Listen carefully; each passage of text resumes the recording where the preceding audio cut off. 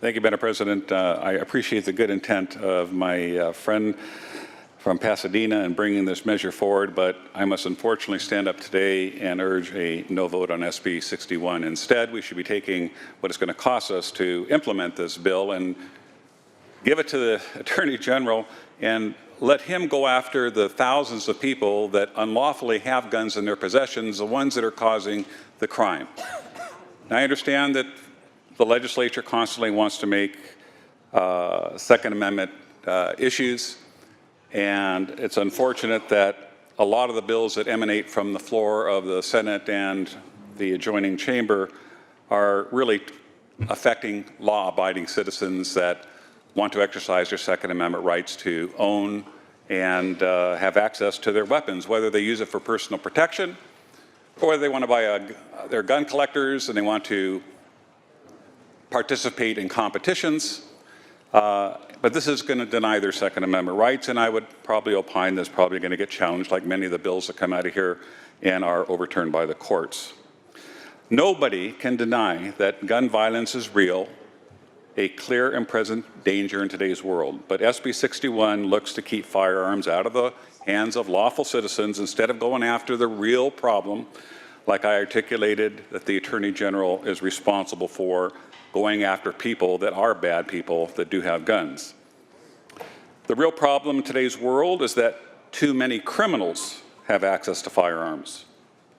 The Attorney General and the state of California have done a less than adequate job of keeping firearms out of the hands of criminals, despite this legislature giving them millions of dollars and to develop a system to do so, but their performance has been less than stellar. In fact, I would call it a failure.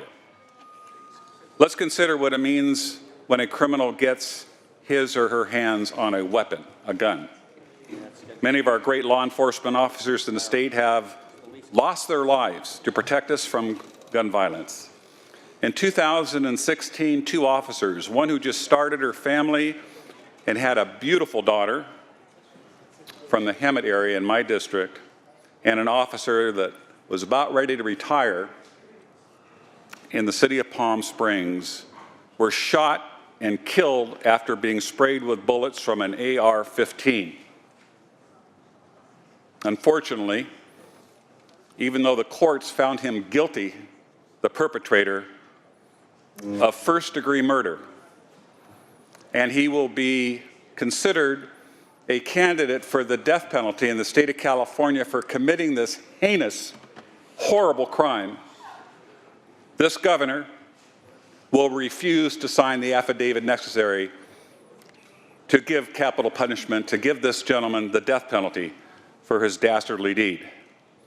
Bad people get their hands on dangerous guns, and already illegal guns do awful things. This bill won't fix that one bit. There are over 100 gun control laws in the state of California, and I expect that we will probably see more. There's no reason that one more law will do anything to change the behavior of bad people who don't follow any of the current laws meant to keep guns out of their hands. We need to find different ways to address this issue instead of continuing to restrict access to firearms. This bill is unnecessary, and it will not prevent bad actors from illegally obtaining firearms with which to commit horrible crimes. With those comments, I respectfully request a no vote on SB 61.